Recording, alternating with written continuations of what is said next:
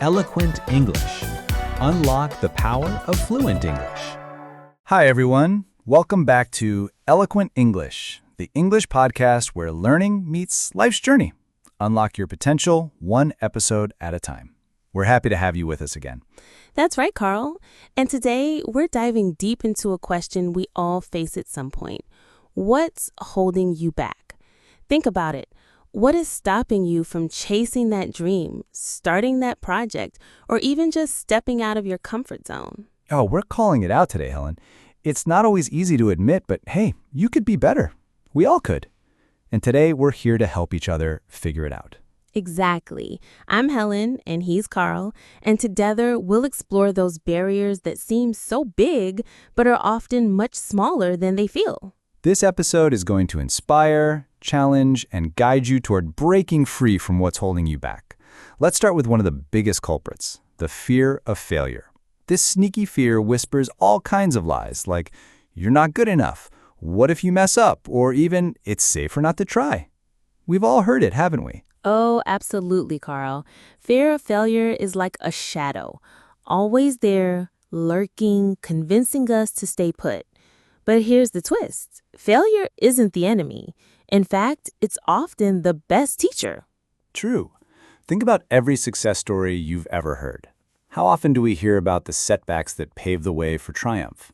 Michael Jordan, Oprah, J.K. Rowling, they all failed big before succeeding bigger. Failure isn't the opposite of success. It's a part of it. So what can we do about it? First, redefine failure. Instead of seeing it as a dead end, think of it as feedback. What did you learn? What will you do differently next time? Second, start small. Fear thrives on the unknown, so break big goals into manageable steps. And don't forget to celebrate progress, no matter how small. Success isn't about avoiding failure. It's about moving forward despite it. You'll stumble, sure, but every stumble gets you closer to the goal. Exactly, Carl. And here's a little exercise for our listeners. Think about something you've been avoiding out of fear. Write it down and then ask yourself, what's the worst that could happen? Often the worst case scenario isn't nearly as bad as we imagine. So let's agree, failure is not something to fear. It's something to embrace, learn from, and grow through. Now, moving on from fear, let's talk about something just as sneaky. Our comfort zones. You know, that cozy little bubble where everything feels safe and easy. It's warm, familiar, and honestly, it can be pretty addictive. Yeah, it's like wearing your favorite old hoodie. You don't want to take it off because it's comfortable, even if it's worn out. But here's the catch. Staying too comfortable can actually stop us from growing. Exactly. Growth happens when we stretch ourselves, try new things, and yes, sometimes feel a little uncomfortable. That discomfort, it's a sign you're moving forward, not backward. But stepping out of that comfort zone is hard. Our brains love routine because it saves energy and feels safe. So when you try something new, your brain screams, "Danger! Stay put." That's why change often feels like a battle inside your head. But imagine if you never took that first step, never learned a new skill, met new people, or chased a dream. It would be like living in the same room forever with no windows or doors. Right. So how do we break free? Start by taking small risks. You don't have to jump into the deep end right away. Try a new hobby, speak up in a meeting, or even take a different route to work. These little acts build courage. And here's a tip I love. Remind yourself that feeling uncomfortable is temporary. The more you face it, the easier it becomes. Your comfort zone doesn't disappear, it expands. You get used to new challenges, and what once felt scary becomes normal. Plus, when you stretch yourself, you unlock potential you didn't know you had. Suddenly, you're capable of things you never imagined. So yeah, comfort zones feel nice, but they can also be cages. The key is to keep pushing those walls out little by little. You don't have to leap all at once, just move forward, even if it's a small step. Think about it this way. Every time you try something new, you're telling yourself, I'm stronger than my fears and my habits. And that's a powerful message to carry every day. Let's keep going and dive into something that's tricky but super important. Negative self-talk and doubts. You know that voice inside your head that says, you can't do this or you're not smart enough? Yeah, that one. Oh, that voice is relentless sometimes. It can twist things around, making small mistakes feel like disasters and successes feel like luck. But here's the truth. That voice isn't you.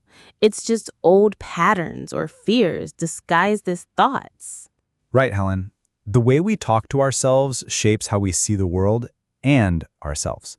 If you constantly tell yourself you'll fail, guess what? You start believing it. But if you change that inner dialogue, you can change your mindset. So how do we do that? First, become aware of your self-talk. Catch those negative phrases as they pop up. Instead of letting them slide by, pause and ask, is this really true? Often it's just a fear-based story you're telling yourself. Then try flipping the script. Turn, I can't do this into, I'm learning how to do this. Or change, I always mess up to, I'm getting better every time. It sounds simple, but repeating positive phrases can rewire your brain. And here's a trick I love. Write down a few positive affirmations and read them out loud every day. Things like, I'm capable, I deserve success, or mistakes help me grow. It's like training your brain to be your cheerleader instead of your critic. Yeah, because doubts will always come knocking. The goal isn't to silence them completely, but to not let them run the show. Think of your mind as a garden. You can choose to water the weeds or the flowers. Exactly. And remember, everyone struggles with doubt, even the most confident people you know. The difference is they don't let it stop them. They push through it anyway. So when that inner critic shows up next time, say, thanks for your opinion, but I'm in charge here. You'll be surprised how much that simple act changes your outlook. Now, let's talk about something that almost everyone struggles with: procrastination. That sneaky habit of putting off what really matters until tomorrow or next week or maybe never. Yeah, procrastination is like a thief. It steals your time and energy without you even noticing. But here's the thing, it's not just laziness. There's usually something deeper behind it. Right. Often we procrastinate because the task feels too big, too hard, or even scary. Our brain tries to protect us by distracting with easier or more fun things. But in the end, that only makes the problem worse. So how do we break the cycle? One trick is to break tasks into tiny pieces. Instead of write a report, try write one paragraph. That's way less intimidating and makes starting easier. Another strategy is the 2-minute rule. If something takes less than 2 minutes, just do it immediately. This helps build momentum and reduces the pileup of little tasks. And don't forget to set deadlines, even self-imposed ones. Having a clear finish line gives your brain a target and helps avoid endless delays. Sometimes procrastination hides fear of failure or perfectionism. We put off starting because we're worried it won't be perfect. But perfect is a myth. Done is better than perfect every time. Also, try to identify what distracts you most. Is it your phone, social media, or maybe just daydreaming? Create a workspace that helps you focus and limit distractions as much as possible. The key is to start small and build habits. Once you get going, your motivation often grows naturally. Remember, action fuels motivation, not the other way around. So, if you feel stuck in procrastination, don't beat yourself up. Instead, get curious about why you're avoiding the task and try these simple steps to move forward. Okay, Carl, here's one that really gets under people's skin: the comparison game. You know, when you scroll through social media and suddenly feel like everyone else has it all figured out, except you. Oh, I know that feeling well. It's like a trap that steals your joy and confidence. But here's the reality check. Comparing yourself to others is a losing game. Everyone's journey is different, with different challenges and timing. Exactly. When you compare, you're looking at someone else's highlight reel, not their behind-the-scenes struggles. You don't see the hard work, the failures, or the quiet moments of doubt. Plus, comparison creates unnecessary pressure. Instead of focusing on your progress, you start chasing someone else's standards, which can feel impossible to reach. That just holds you back from being your best self. So, how do you stop comparing? Start by appreciating your unique path. Celebrate your wins, no matter how small. Remember, success isn't a race, it's a personal journey. Another way is to use comparison as inspiration, not judgment. Ask yourself, what can I learn from this person instead of why am I not like them? It shifts your mindset from envy to growth. Also, limit your time on social media if it triggers negative feelings. Sometimes a digital detox can help you reconnect with your own goals and values. And don't forget to practice gratitude. When you focus on what you have instead of what you don't, your perspective changes. You start seeing opportunities instead of obstacles. So, next time you catch yourself comparing, pause and remind yourself your journey is your own, and that's what makes it special. Now, Helen, here's a big one: lack of clear goals. It sounds simple, but it's surprisingly common to feel stuck simply because we don't know exactly where we're heading. Yeah, it's like trying to drive without a map. You might move, but not necessarily in the right direction. Goals give us purpose and a way to measure progress. When your goals are fuzzy, it's easy to get distracted or lose motivation. But when you know what you want, every step feels more meaningful, even the small ones. So, how do you set clear goals? Start by making them specific. Instead of, I want to get better at English, say, I want to learn 20 new English words each week. Specific goals are easier to follow. Next, make sure your goals are realistic and measurable. That way, you can see how you're doing and adjust if needed. For example, I will practice speaking for 15 minutes every day is measurable. And don't forget to write your goals down. This simple act makes them feel more real and keeps you accountable. Plus, it's motivating to see your goals in writing. Another tip is to break big goals into smaller steps. If your goal is to run a marathon, start by running a kilometer, then 2, and build up gradually. Small wins keep you motivated. Also, revisit your goals regularly. Life changes, and your goals might too. Adjust them as needed to stay aligned with what truly matters to you. Clear goals don't guarantee success, but they give you a direction and purpose. Without them, it's easy to drift and feel lost. So if you're feeling stuck, maybe it's time to pause and ask yourself, what exactly do I want? All right, Carl, here we are, the final piece of the puzzle, overcoming external obstacles. Sometimes what holds us back isn't just inside us, but comes from outside. Things like lack of resources, unsupportive people, or unexpected life events. Yeah, those challenges can feel huge and completely unfair. But here's the good news.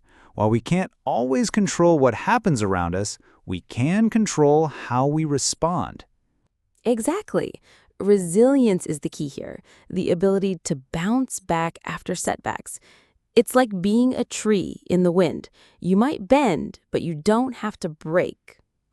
So how do we build resilience? First, accept that obstacles are part of the journey. Instead of fighting reality, face it head on and ask, what can I learn from this? Then, look for solutions or alternatives. If one door closes, is there another way in? Being adaptable and open-minded helps you find new paths you might not have seen before. And don't forget to seek support. Sometimes just talking to a friend, mentor, or even a stranger can give you new ideas or the encouragement you need to keep going. Another important part is taking care of yourself, physically and mentally. When you're tired or stressed, challenges feel even bigger. Rest, exercise, and mindfulness can boost your ability to handle tough times. Finally, celebrate small wins, even in difficult times.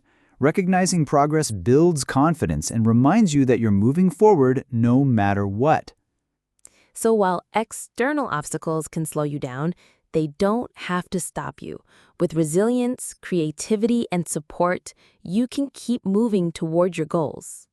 And that's the real message today. No matter what's holding you back, inside or out, you have the power to move forward. Paralyze. Verb. To stop movement or progress completely. Fear can paralyze you if you let it control you. Comfort zone. Noun phrase. A safe, familiar place or situation. Growth happens when you step outside your comfort zone. Inner dialogue. Noun phrase. The voice inside your mind. Positive inner dialogue can boost your confidence. Procrastination. Noun. Delay in doing something. Procrastination often hides deeper fears. Momentum. Noun.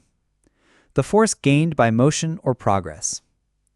Small tasks build momentum for bigger goals. Highlight reel.